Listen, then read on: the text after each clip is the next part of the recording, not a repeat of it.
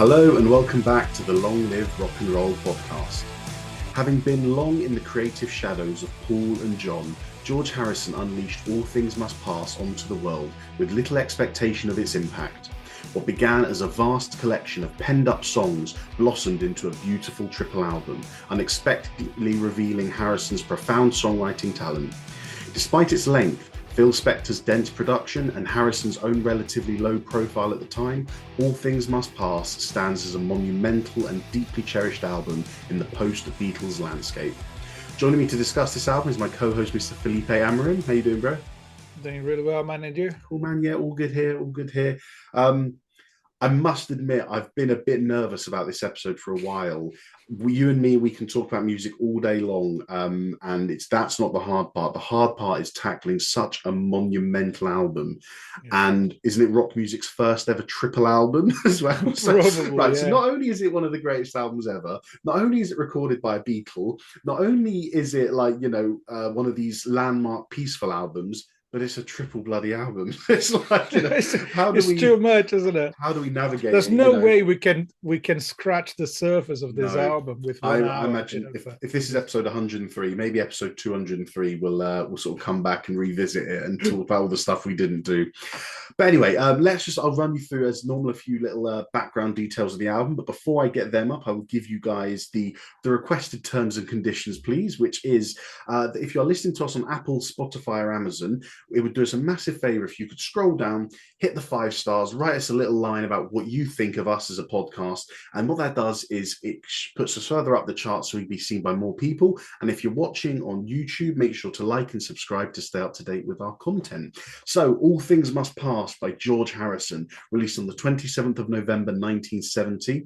Apart from one song, the rest of the album was recorded between May and October of 1970 at the EMI, Trident, and Apple Studios in London. It is generally a rock album. Some may consider there to be some folk rock in there.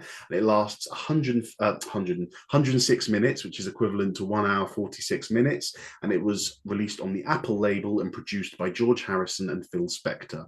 So first, you want to talk about some background, yeah? Yeah, so it's impossible not to mention the Beatles breakup as not an inspiration for the album, but part of what generated the album. Yeah, maybe a reason for this album. Yeah. Well, basically, a lot of those songs were written during his time with the Beatles. And I've seen an interview with George where he goes on about having like a quota of songs per album, and he's joking about it. It's like, you know what, I wanted to release a lot of songs. I was writing a lot of songs, but they would let me put 1 or 2 songs per album. So they said, okay, maybe it would take another 100 albums for me to actually put all my music out there. Yeah. So I need to do my own thing. So as soon as the Beatles decided to officially break up, he started working relentlessly on this album and doing backing tracks and guide tracks, and getting the musicians together. And then the funny thing is he went to record Instant Karma with John Lennon. So to collaborate with John on that track, and Phil Spector was producing it apparently. And then basically, according to George, he said, well, Phil needed a job, I needed a producer, whatever. So he called him again. So he knew him from his work with the Beatles previously, and he was happy to have him. I pause you there for 2 seconds just to tell the listeners that any song we mention in the episode is in a dedicated episode playlist that you'll see down in the description and the show notes. So we're doing All Things Must Pass. The whole album will be there in the Spotify playlist, and anything else we mention, including, which I'm just about to put in now, Instant Karma by John Lennon, because Felipe mentioned it. So yeah, please carry on. So basically, there's so Phil Spector started listening to the demos, and he was like, "There's so much in here, man. There's so many songs. It never ends. Like an endless list of amazing songs." And he said, "George, you got to do this. You start recording and inviting the musicians and start producing it." And George co-produced the album with Phil Spector. Well, there's a couple of things about production he disliked, but anyway, the idea was like he had so many songs, he had so much to say, and the Beatles wouldn't allow him to do so, which is a shame when you think about it. When you think that All Things Must Pass, the song should have been a Beatles song.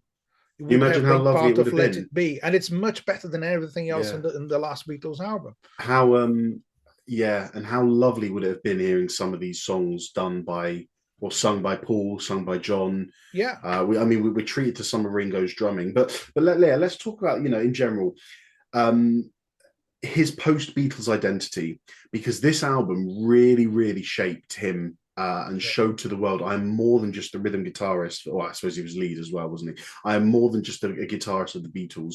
And being in the shadow of John Lennon and Paul McCartney, two of the greatest songwriters, arguably, ever to have existed. People put them in the same breath as, in terms of composers and melodies like Beethoven. I was reading somewhere that there's a list somewhere of who wrote the most melodies in the world, and you've got Schubert, Franz Schubert, the classical composer, up at top. There's, I don't know, I'm going to make this up, but someone like Frank Zappa, a jazz composer, second, and then John Lennon and Paul McCartney in third, because they were just a powerhouse of writing good music that worked, and they worked together.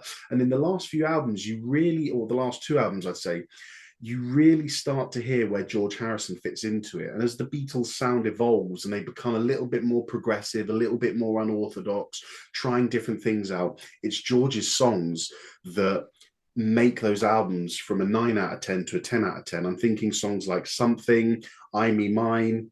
Yeah. Those songs are just, for me, the difference in those last few albums from being incredible albums to almost perfect.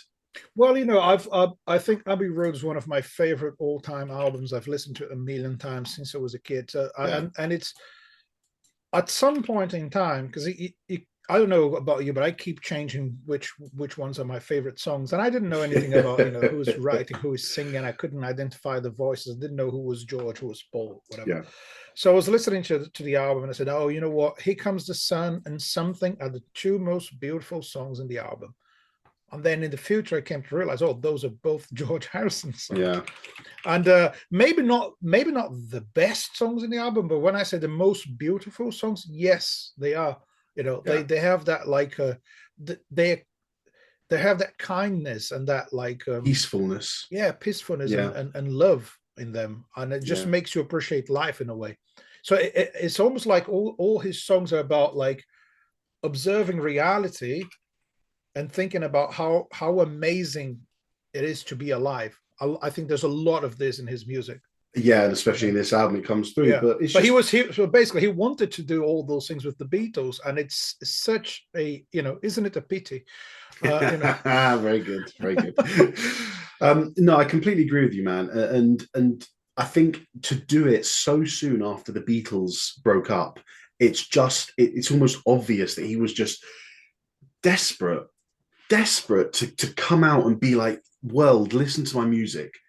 And it's hard, man, because if the Beatles were crap, you'd kind of be like, oh, I can understand why George released a triple album. But because John and Paul were so good, were we together when we watched that?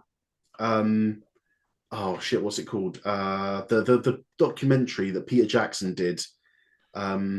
Oh, is it? It was the recording. Yeah, Get Back. That's it. No, I never watched the whole thing. No, I started it. It was fun time to watch the whole thing. It was pretty good, but you can see George's frustration throughout that whole process. Not really, Ringo's Ringo, all right? Ringo will just sit and plod along in the background and do what he needs to do. But George became a creative force in the Beatles, as we just discussed, through the songs that he gave to the last couple of albums. And you can hear his frustration in Get Back when he's not being listened to. His ideas are not being... they're being heard, but John's like, well, it's my song. And Paul's like, oh, well, I want it to go like this. And with two powerhouses like John and Paul, who is George Harrison to be like, actually, this is wrong? And after this album, I feel like if John and Paul were up here with their songwriting, at the end of the Beatles, maybe George is here, but all things must pass. Bring George up to the level of them. Don't you think? Well, the thing is, the few songs that the Beatles allowed him to put in the albums are all great. Yeah. All of them. Yeah, and so for him to realize, and it makes you think maybe there's not too many George Harrison songs because he only wrote those ones. Yeah, or because those are the only good ones. I don't know. This is something I couldn't quite confirm, but one of the songs in All Things Must Pass, I just want to get this right because I'm not quite sure if the expression means what I think it is. Okay. Run off the mill. Okay. Well, you're the native speaker here. Do you know what Yeah. that means? It means normal. I'm it just means gonna kind of mediocre, isn't it? Kind of like well, average or yeah. something So like that. if I Google what does run of the mill mean, it means lacking unusual or special aspects, ordinary. So apparently that's something he heard from Paul about his songs, or about one of his Ah, songs. So that's why he wrote interesting. the song. So there's like, it's like Paul saying to him, what you do is very average. Yeah. No, the thing is, we were not there. I wasn't there in the room, but I don't think George would just make this up. No. So I Yeah. think the Yeah. song is about how he felt about the other Beatles not thinking he was up to the standards of the band as a Yeah. songwriter. I don't think he had. So the I must say this Ringo is such like a cool character and so one of the best guys in the music industry because Yeah. when you think about it, he is the only one who collaborated with all the other Beatles after the breakup Yeah. because no one had actual issues with him. So apart from Ringo, I think no one really appreciated George and the band, not as much as he deserved to be appreciated.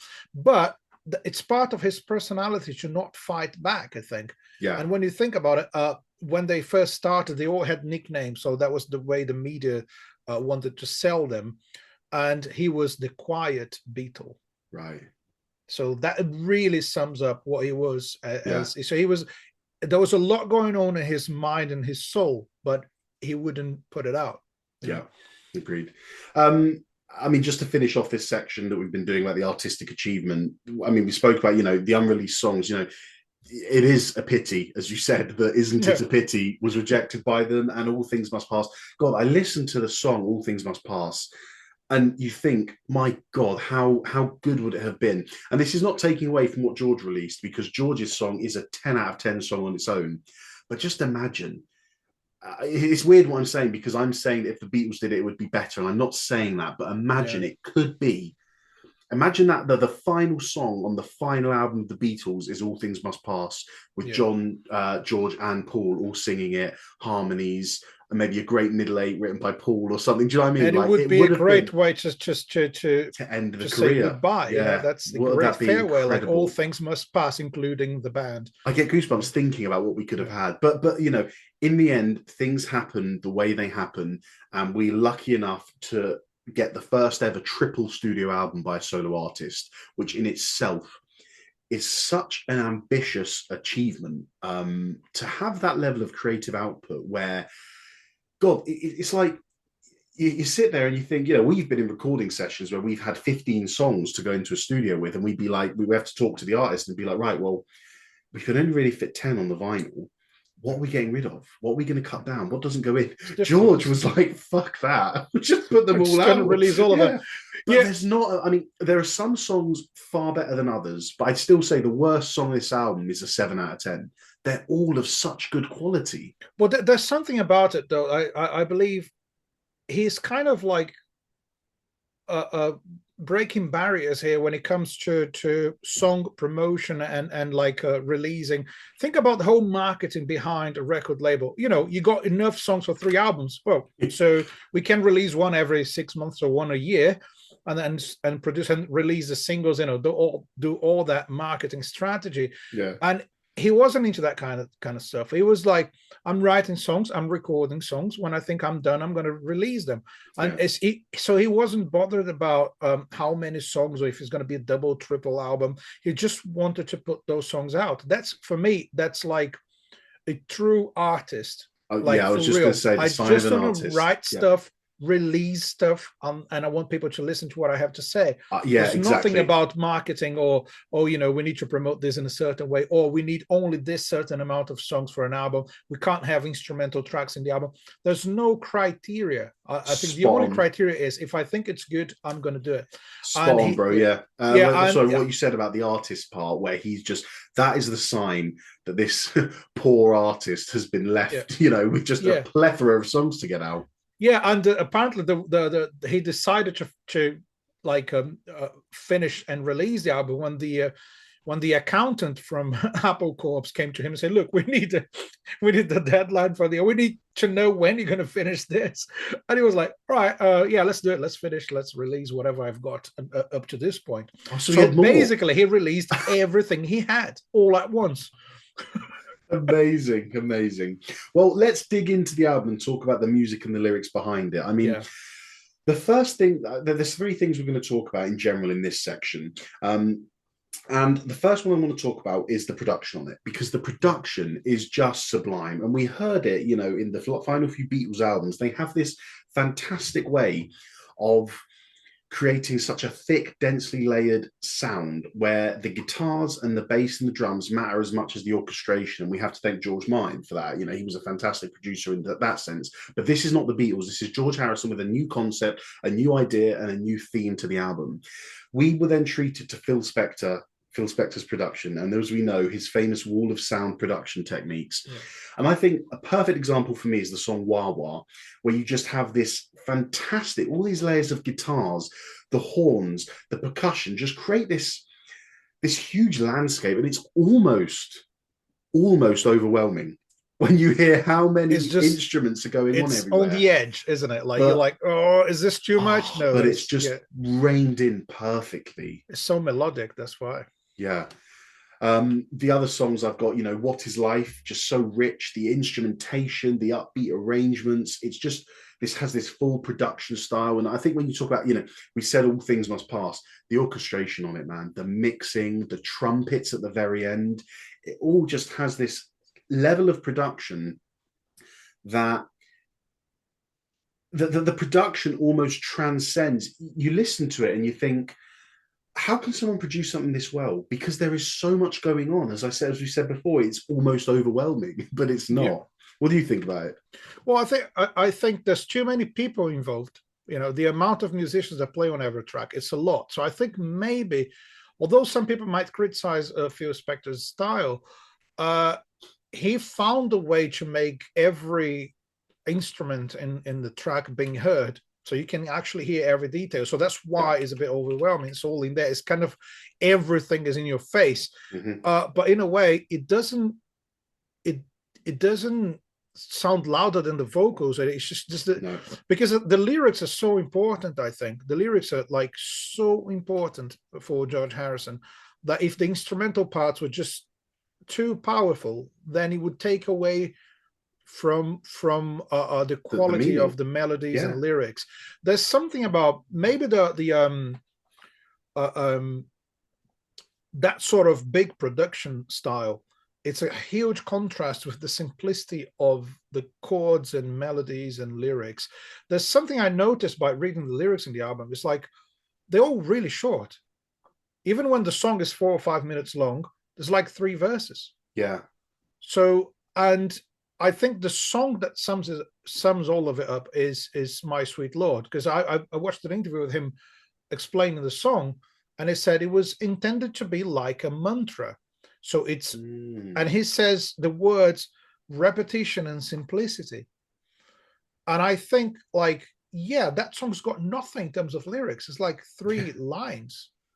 But you don't even notice, you don't realize until you get to the end of it. If you actually don't have the lyrics in front of you, every time we do these episodes, I have the lyrics on the screen and I follow them when I'm listening. So I do want to listen to the album without paying attention to the lyrics, and I do another one just paying attention to the lyrics. And every time I see it, it's like every time I looked into any lyrics from this album, it was like, they're so short, there's nothing there, but at the same time there's everything. I think there's something about his songwriting style, something about the lyrics is like there's no interpretation needed. No, it's just there, isn't it? He's telling you what it's about. Yeah. So when he's talking about bad feelings he had about his friends or his bandmates, you can hear it. It's all there. Like, isn't it a pity? So that phrase, it's there. When he wants to say that human beings don't treat themselves or don't treat each other nicely, he just says with those words. When he wants to say he loves someone, he just says it with those words. So it's like, it's I love that, in rock music, you have a lot of poetry, and it's like, you need to dig into the lyrics and try to find the meaning. On the other hand, with with George, you have the beauty of simplicity. This is what I want to say, like as in a mantra. I'm going to repeat it until you get it. It's not designed to be hard to understand. Yeah, And that's a I great love point. that. And he always talked about his music as being simple, as not being like, oh, he never referred to himself as a composer or as anyone Right. who's like, he used to say, like, when you say, I watched an interview with him, and the guy say, when you say you write music, do you write the notes on a paper? So no, I don't know how to write music. I don't know music theory. I Right. don't think I'm like a composer, like a classical musician. What I do, it's not even music. It's just a simple thing that I do. It's like he would play himself down in that sense, but like it's true. Like it's very, very simple, Yeah. and that's the beauty of it. That's a great point. Let's stick with the lyrics themes then. And I think one of the obvious departures and statements of this album is his incorporation of philosophy and spirituality, especially, he took great interest in Hinduism and Eastern spirituality. And he did this earlier in '64, I think. It was with the Revolver album, because there's quite a bit of sitar on that album. And I think they'd gone over, did they tour India or something? And he went and he gained a massive interest in that. And you got songs like "Awaiting on You All." Isn't that just like, what a great song? But it's so high energy. It's like a gospel rock track, isn't it? You kind of hear this religious undertones in there, and it's got direct references to like spiritual practice, cleansing power of chanting and faith, and like you said, mantras. Another And one he I criticizes the Pope on that one. So did at the he? very end of it, yeah, And then go on yeah. to explain that one. No, it's interesting because he talks about spirituality as kind of, in my view of that is like he's talking about finding that spirituality inside yourself. Yes. It's not about organized religion. He's not necessarily saying that no one should follow a religion, but he's talking about finding your own spirituality. And then there's something about the Pope at the end. He says he owns 50% of General Motors. I think it's a take on him about you're talking about not being materialistic, but you have loads of possessions. Well, George Harrison himself had loads of possessions. So yeah. But the point for me is he literally says no temples, no churches. You don't need those things. Yeah. I'd like to think that he's not saying it's bad for you if you go to those places. I like to think that's like that in the end of the day, you're going to find your spirituality. You're going to find your true self within yourself. You don't need external influences for that. And I think the whole album is about him finding himself in a way. Yeah. So that's why he's talking about the main themes for him. Like the band's breakup is in loads of lyrics. His love for the human race and his love for specific people as well, and his relationship with himself. I think the album is a lot. That's the spiritual side of the album. That is, I must say, the songs that clearly about that. Let me run through the whole list. Yeah, go for it. Because I can see like 2 or 3 different themes in the lyrics. So I would say, well, clearly, "My Sweet Lord." That goes without saying. That's spiritual, and then you have. The other one would be "All Things Must Pass." Mm-hmm. The Art of Dying. Art of Dying is one of my absolute favorites of this album. And of course, "Hear Me, Lord." And I'd add to that. Awaiting on You All. Yeah. Awaiting on You All. Yeah. I agree with everything you said, man. I mean, sorry, "Beware of Darkness." That's another one. See, it's like half of the album. Yeah. "All Things Must Pass" is nice because it's not an out-and-out religious song, is it, or spiritual? It's just talking about nature and impermanence and just how life. I feel like all these songs, whether they're slightly leaning a bit more towards religion or more towards the impermanence and cyclical nature of life, is it that he's just looking at life overview and saying, well, what's guiding my journey? What am I doing towards life? What do I believe in? What is the earth telling me? And I think "All Things Must Pass" is a nice sort of more natural side, whereas "Hear Me, Lord" is and "My Sweet Lord" is a bit more on the religious side. I mean, "Hear Me, Lord," that's just essentially just a prayer. It's like he's written a prayer and just put music. Well, the thing is, like, if you got into some meditation practices and praying and then you're recording an album. A lot of people would say, I'm not going to put this in the album because that's going to kind of segregate my fans who are not into the religious stuff. Yeah. Well, that's you. That's who you are. Why wouldn't you put in the album? Exactly. So I think there was a little bit of a uncertainty from the label in regards to My Sweet Lord being so explicitly religious that they did say, well, this is this like going to clash with the gospel market? Is this like not going to be seen as a good song because it's too religious, or is it going to be like sound is going to sound fake or whatever, or like religious people are going to get upset and non-religious people will get upset as well? So it's that kind of, I think people were not really comfortable with that song, but he didn't care, right? No, so this is me, this is how I think, this is what I feel. And the idea of the mantra is, if you think about the commercial side of music, writing as a mantra is quite clever, because if you don't get the lyrics first time around, they're going to come again and again and again and again. And then you end up singing, and that's like, it's a great formula to get people singing along. Like if you listen to the album at home, you go like catch a bus to go to work, whatever, and you start listening to that thing in your head because it's so repetitive, it's going to stick in your head forever. So I think commercially is a great idea. I don't think he was thinking of that, but it's another byproduct of the album. Exactly. It is. Anything else to say on lyrics? Well, just what I think is the themes I can see in the album, apart from the religious, spiritual side of it, is love and the Beatles breakup. I think it's clear. It might be about relationships in general, but when you think about the song "Wah Wah," there's a line for me that's him talking to Paul, maybe John, but most likely Paul. You made me such a big star, being there at the right time, cheaper than a dime.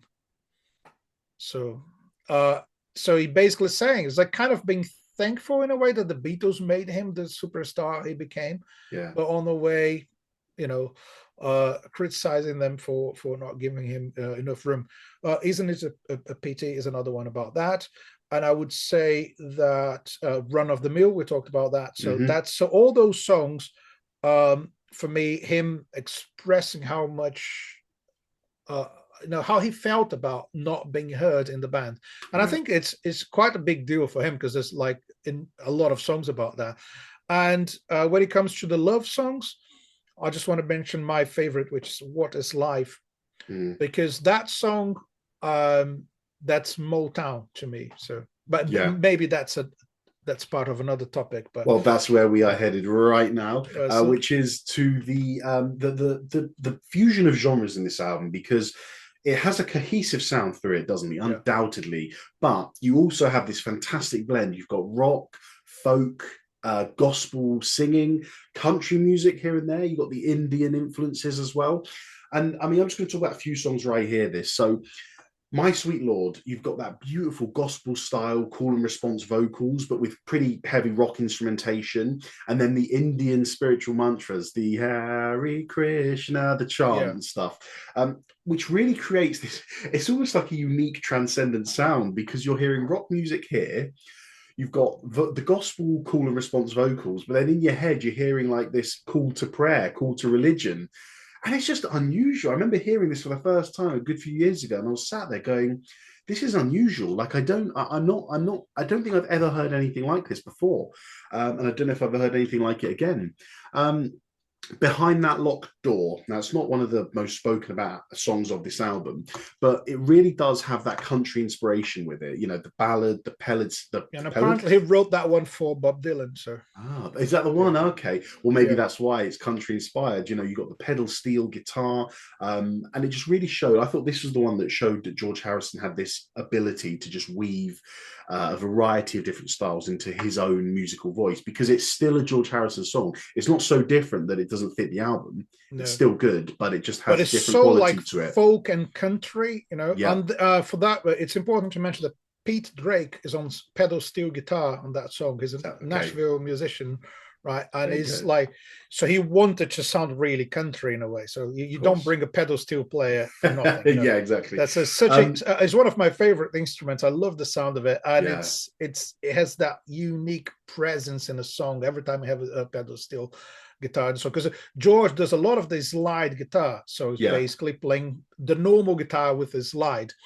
But then in this case, you have a pedal steel guitar. So that's a, if you guys not familiar with the instrument, look it up. It's a phenomenal But instrument and beautiful has a really instrument. particular sound, Yeah. and is really like related to American country music. It So I just think yeah, he wanted to bring that vibe. as soon as you hear pedal steel, you think country, don't you? Yeah, Um, exactly. the song "Let It Down" as well. Really, these soft, intimate verses with these kind of explosive, more heavy rock choruses, which just again, dynamics in this album, such a big part because you sat there and you need low dynamics in songs like "My Sweet Lord," but then when the dynamics are brought up for songs like "Wah Wah," it just shows you that this album is not a monotone journey. It's not all peace and Hare Krishna and religion. There are ups and downs in terms of the dynamics as well as the lyrics.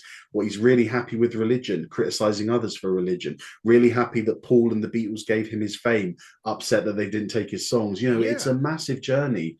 And the other final one I want to mention is Apple Scruffs, which really is just Bob Dylan-esque.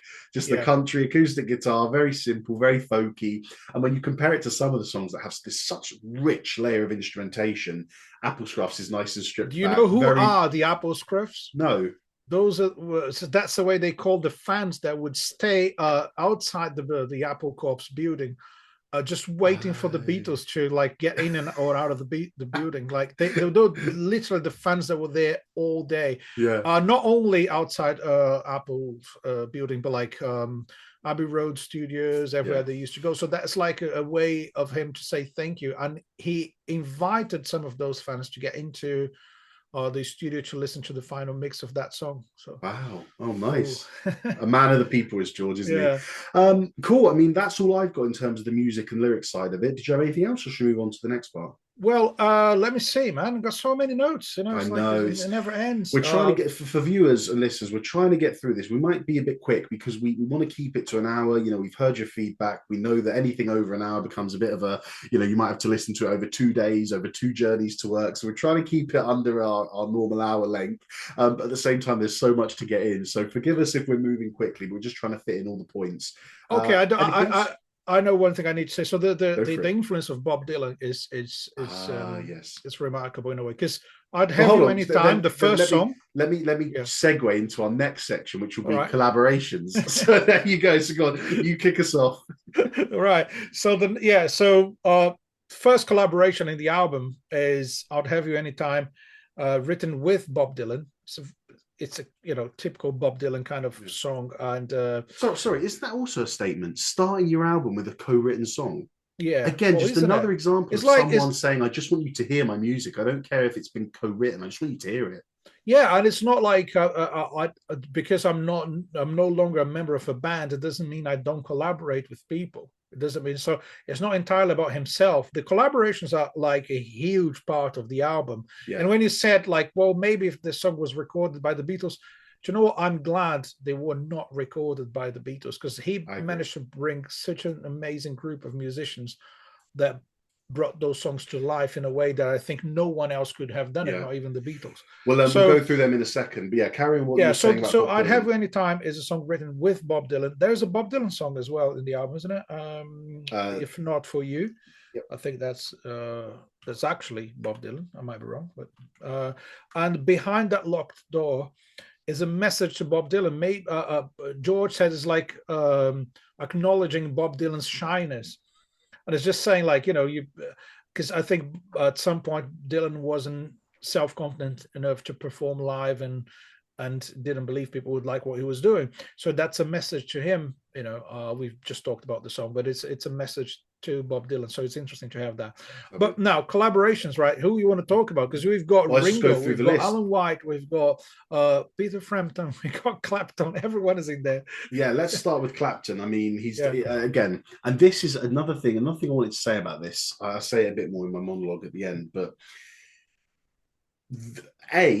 to have people of this level and magnitude want to be on your album.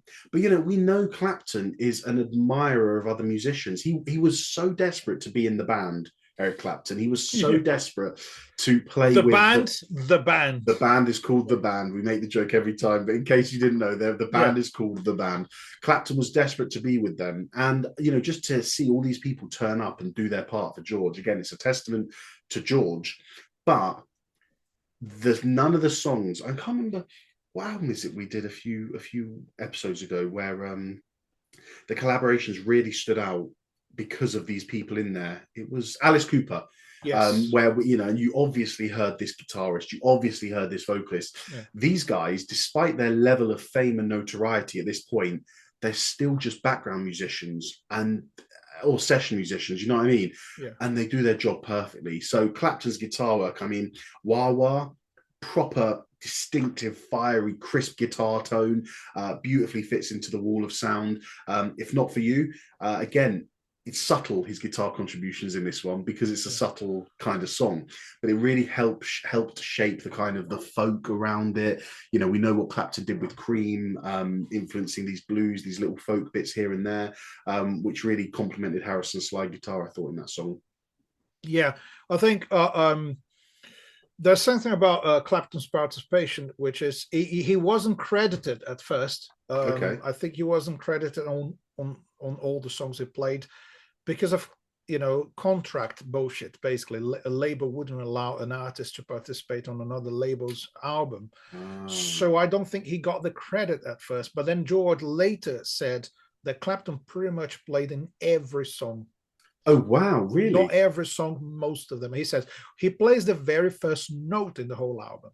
At the beginning of the first song. So it's like he was there from the beginning, and he collaborated with every song in a way or in one way or another. And most of the time when Clapton wasn't available, he would have Peter Frampton. So like, come on, man. Like that's your second choice, right? So I've seen an interview with Peter Frampton talking about that, because that was before his success as a solo artist. He was playing with a band called Humble Pie, and George was a fan of his guitar playing, but he didn't know about it. So he had a friend in common with George, and this guy, I think it was George's personal assistant or whatever, he worked with George. And they were walking down Wardour Street, very close to a place where I used to live a couple of years ago. And he was basically, he said, "You want to come and see George?" So George, who's George? George Harrison. Say, what do you mean? Yeah, he's Trident Studios, like, just go there, just talk to him. I said, yeah, of course, I'm a big fan of the Beatles. So he went there, and when he walked into the room, George said, "Hi, Pete," and was like, "Are you talking to me? Like, do you know who I am?" And it was like, and then the conversation just went naturally into, I wanted to play on my next album, and it was like, seriously, you want me in the album? So okay, so they started jamming, and it was like, and he's playing rhythm guitar, and then George does, I wanted to play lead. And it's like, but you're a lead guitar player, George. No, it's like, it's not about me. I'm going to play the rhythm, you play the lead. Amazing. And then Peter Frampton was super happy to be part of it. I think one of the big things of collaborations is like, if you have the money, which any former Beatle would have, you can hire anyone. But there are people who are actually, they really want to be part of it. So Clapton and Frampton, and Billy Preston, all those guys wanted to be there. So it's not like it's not like a job. You go there, record your part, and then you leave the room. They wanted to be part of it. I think there's a lot of passion in everyone's playing on the album, and it's a lot of people. Well, there is. I mean, you mentioned him. Let's talk about Billy Preston. Known as the fifth Beatle because of his contributions to with the piano and organ playing in their last few albums, or I think the last two albums. Abbey Road and Let It Be. And George brought him into the band, so it was George's idea to have him with them. And it's the same thing here. His organ playing just influences this gospel sound. It plays such a huge part. He plays in My Sweet Lord and Let It Down. And it's just, as you said, he brought someone in because he knew that they knew how to do the job. And what Billy Preston does all the time is adding texture, adding depth, adding character because why would you get a classical pianist to come in and play an organ sound when you need character behind it? As much as the love I have for classical music, you know, and maybe the listeners know that I love it. But what classical musicians do is they play what is on the sheet written. If they need to play expressively, the sheet will tell them to play expressively. Yeah. With songs like this, you need someone to vibe and to groove with the song, and Billy Preston does exactly that. Should we talk about Ringo? And well, as you're talking about keyboard players, got to mention Gary Brooker, isn't it? Who plays? I just need to find the exact song. Yeah, that was. Which one is it? Because there's a song that I love the intro. I just don't want to get the name wrong. Oh yeah, Let It Down. Because there's a heavy start on the song. There's a heavy riff right at the beginning, and it just becomes so soft, and it's led by the piano. So that's Gary Brooker, who played with a band called Procol Harum. If you're not familiar with them, the most famous song is "Whiter Shade of Pale." Can you find that last? Because I know I'll add it in. Yeah, sure. That to. So he's an iconic, British keyboard player, and again, is someone who's got a name and has got like a reputation in the business, and also wanted to be part of the album. And his contribution on piano is just, it's just this song. When you listen to the piano, it's the one part where I had to stop and start the song again because I wasn't paying attention to the lyrics anymore because the piano is just so beautiful. Amazing. Yeah. So you can, and also sorry. Go on. No, did you want to say something about keyboards? No, the apart from him and Pete Drake playing steel guitar, as I mentioned, so many musicians. I'm going to mention some of my favorites who are there. Ringo on drums in a lot of songs. Well, I was just going to say, Alan White, who played with John Lennon, and yes. Yeah. So I was going to this section. We can call this section drummers because we've got Ringo Starr, Alan White, and Ginger Baker as well. He's on the jam at the end, right? He is, yeah. So Ginger Baker played on "I Remember Jeep" along with John Lennon and Yoko. But that song was the one that was recorded in '68 or something. That was the one that was recorded before this recording session. But even so, Ringo Starr and Alan White. I mean, I didn't know until you told me Alan White was on it. But in terms of Ringo's drumming, I mean, he does what he does so well, and he gets so much shit, or he did get so much shit from fans, fans and non-fans of the Beatles, because he's just an ordinary drummer. And the Beatles are moving on. I'm being sarcastic for anyone who can't tell. The Beatles are moving on. You know, they're playing more intricate stuff, but Ringo's still there just doing his beat. But that was Ringo's job.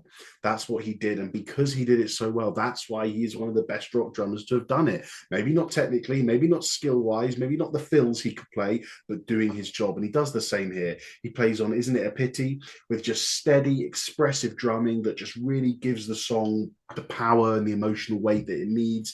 My Sweet Lord as well. His rhythm just works as like almost an anchor, just giving the song groove, providing a foundation for it. And once you have that foundation of drums, the vocal layers and the harmonies and the instrumentation all builds on that. And with a song like My Sweet Lord, having that foundation there, like a lot of gospel music, is just so important.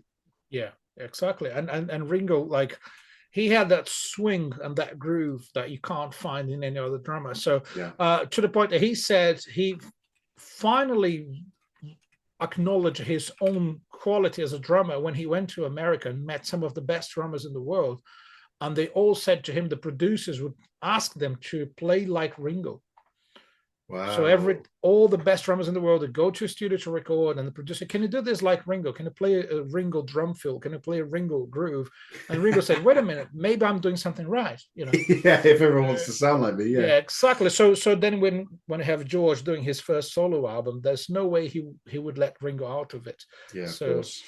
Do you want to talk about Alan White? But what song did he play? Alan White, well, isn't it? Oh, I need to check now because the list goes on. Most of the songs, there's not. I think we have. There's more drummers in the album, but Alan White. I think he plays the very first one. I might be wrong about it, but what's the first one? I'd Have You Anytime, because it's like brushes. So there's a lot of brushes rather than sticks in a few songs. Most of them are played by Alan White, and so he's famous for his work with Yes, but he also did like stuff with John Lennon and George Harrison before he joined the Yes, because he was like doing studio work. I would have to check the list to tell you exactly which ones he played. Well, I'm gonna look into it. Wait a minute. I think. Did you find it? Yeah, well, he plays on a few. Wah Wah, My Sweet Lord. That's it. Isn't It a Pity? Behind That Locked Door. Ballad of Sir Frankie Crisp, Waiting on You All.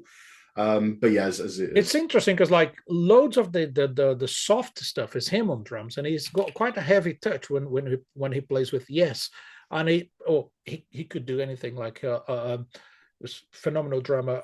I think it's like one of the most underrated drummers in rock history. People don't think he is, well, a lot of people don't even mention him when they talk about the best drummers out there. But I think Alan White has the same sort of personality as George. He wasn't doing anything to be recognized. So imagine that he played, or imagine that he is the guy who played Imagine, which is, so he did a lot of great stuff with John and George. So an important name in the Beatles history and the post Beatles era. Well, so, also you have other contributions. Badfinger. You have the guitarists Pete Ham and Tom Evans playing on that one. I think they played on My Sweet Lord, Wah Wah, and Awaiting You All. And there's also talk that the drummer or percussionist Mike Gibbons I think he's the Badfinger drummer, Mike Gibbons, but possibly contributed percussion. But it's not very well documented in terms of that. I think the thing to take away from this is that, what did George Harrison go and do after this? He went and did the Traveling Wilburys.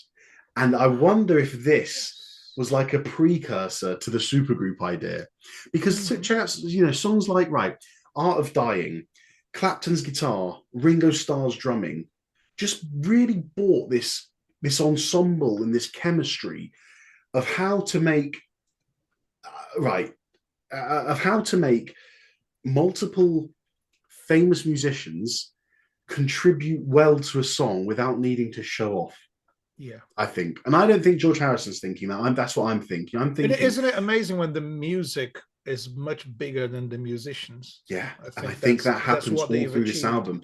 Even Beware of Darkness. I don't know which of these specific guests was on that song, but just showing that you can play a song with restraint, and it doesn't have to be complex.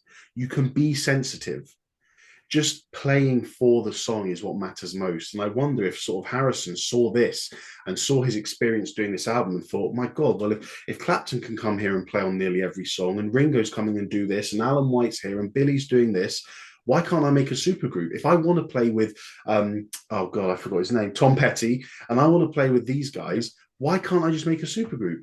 There's something about, I think, do you know what that makes me think? That when he was playing with the Beatles, he admired them, but he didn't feel like they admired him. That's a great point, man. And in this album, he brought a lot of musicians into the studio who he really admired. Yeah. And they all of them are big fans of his music. So it's like that's now a two-way thing, isn't it? It's not only, I'm working with people that I really admire and respect, but they don't give me the same amount of respect in return. And now with All Things Must Pass, it's clearly mutual 100%. Admiration. Let's move on to the final part where we'll talk about the cultural and historic impact of the album. I mean, the first thing I think here that's important is the mainstreaming of the spiritualness. Now, that's what this album is mainly famous for, I think. Forget this a triple album, forget this George Harrison's first one after the Beatles. I think people always look at this and think about the religion. And you've got songs like we've said, Awaiting You All, My Sweet Lord, All Things Must Pass, that just bring this Eastern spirituality into the mainstream Western music. And that's why it's significant, because you don't normally hear this Eastern spirituality mixed with this stuff. The Hare Krishna mantra alongside the gospel lyrics, directly referencing the chanting and Awaiting on You All, but blending rock music with prayer. And messages of devotion and religion. It's just not normal, is it? I think it's nice. And also, I think you can see those things nowadays. You can see the influence of Eastern culture into our culture nowadays more clearly. Yeah. But he was one of the guys who started it in a way. Yeah, exactly. Being such a famous character. 100%.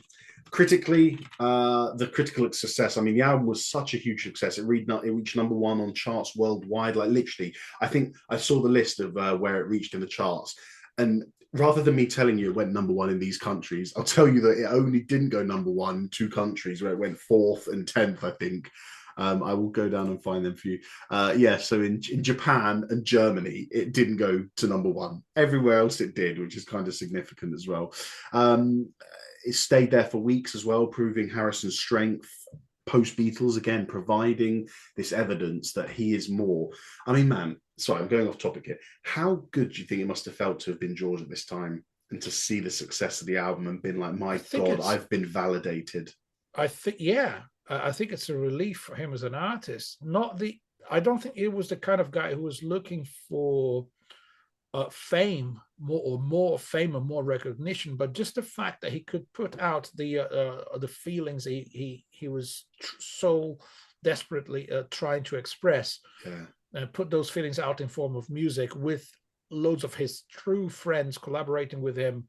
I think it must have been a surprise to have the album doing so well in the charts. He mentioned later that he didn't care about the charts or that kind of stuff. I think it's clear. When you're at that point in your life when you don't need the money or the fame anymore, you got to do what you want to do, right? You got to do. So he didn't need to prove anything, right? You're a Beatle, you don't need to prove anything for the rest of your life. Yeah. So he was doing that because he wanted to say those things. He wanted people to connect with that side of him.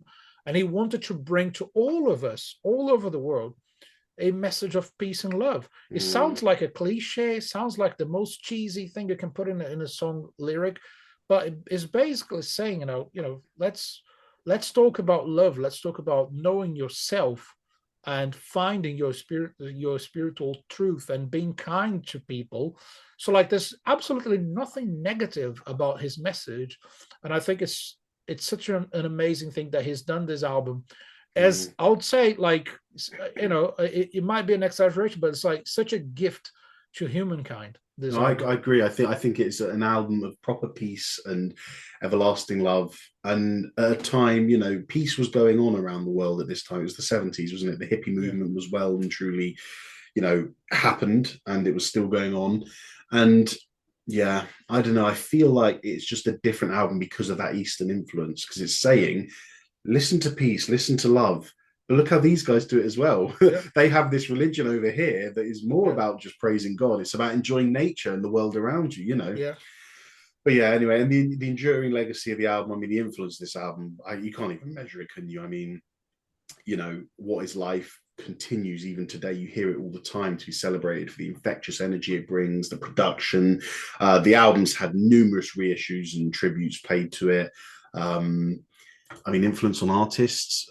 Again, how could you, I don't think with any Beatles or post-Beatles solo album, you could really limit the ramifications of how it influenced someone else. I mean, My Sweet Lord became the first number one solo by a former Beatle, which again, as we've just said, just goes to validate Harrison's place in the world without John and Paul with him. Yeah.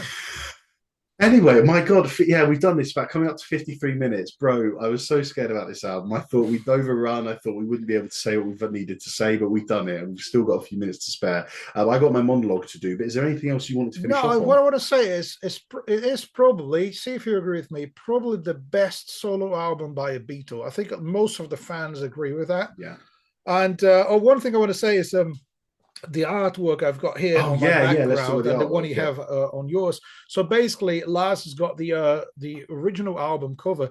So this is a property that he bought, I think, in the late 60s or early 70s. I don't know. He bought this house, and that's like his garden, right? He was really into gardening. And he had those gnomes in the garden. Some people say it's a reference to the Beatles. There's 4 of them. Right. But anyway, I think they came with the property when he bought it, or he found them later, but they used to belong to the guy who lived at that property, who is mentioned in one of the songs, by the way. It's the name of the song again. I'll find it here. Ballad of Sir Frankie Crisp. That's the guy who owned the property before him, right? Or many years before. And so in 2000, or 2001, I don't remember when they reissued the album. He decided to do this cover here that I've got on my background as a joke, That's the same picture, but he added some buildings and stuff to say, oh, that's the way the world is going. I was like destroying nature and building stuff. Those things are not actually there. But again, it's a reflection of all things must pass. Even that album cover, even the feelings and the stuff he was representing at the time, all of this is going to pass. And hopefully when all things are passing away, we still have a lot of George Harrison's music to listen to, And we will forever. We will forever. Cool. Right, I will finish off with my monologue, and then we'll say our goodbyes. Bro, I'm so happy we've done this episode. Like, honestly, and for viewers and listeners, I was really nervous. I was like, how do we say what we need to say about a triple album?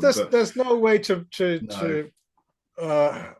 I don't know, to talk about this album properly, so that's the best we can do. We've done it. Right. Yeah, I'm really glad I had the opportunity to listen to this album again and listen to it. Like, it makes your day better. If you don't have the time to listen to the whole album, listen to the first 4 or 5 songs, and then 100%.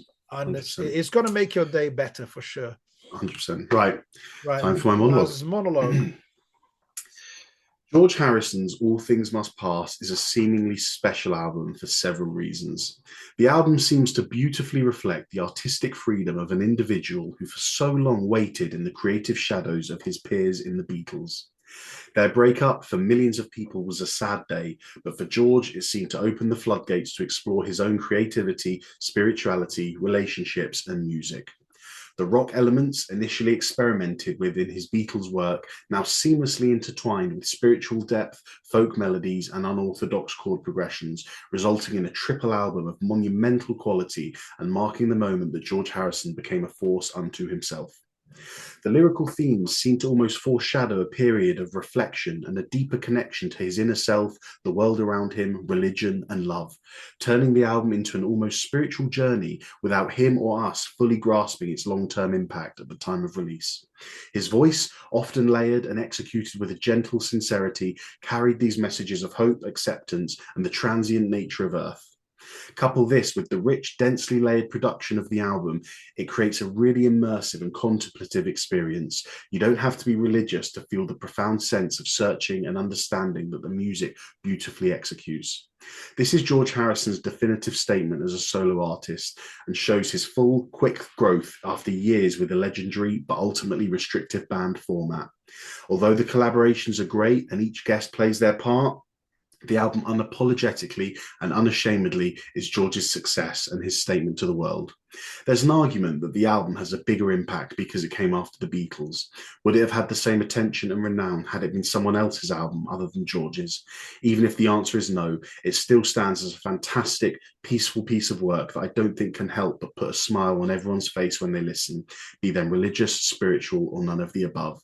It's an album that every music fan knows exists and deserves to be so. Wow.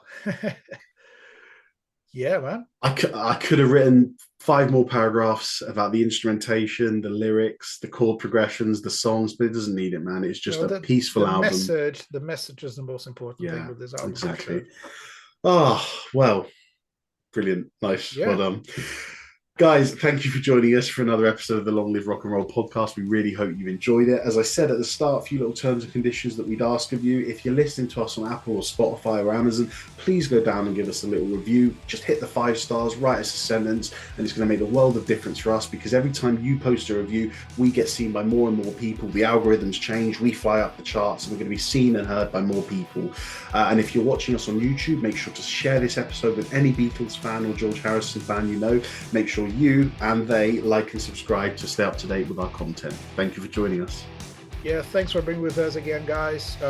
Give the album a spin or 2 and enjoy the music. That'll take a few days. Yeah, that'll take a few days. Yeah, it's a long one. It's worth it though. If you don't know the album, you won't be disappointed. If you know a couple of songs, listen to the rest of it. It's great. Thanks for being with us. Keep on rocking, everyone, and don't do anything I wouldn't do.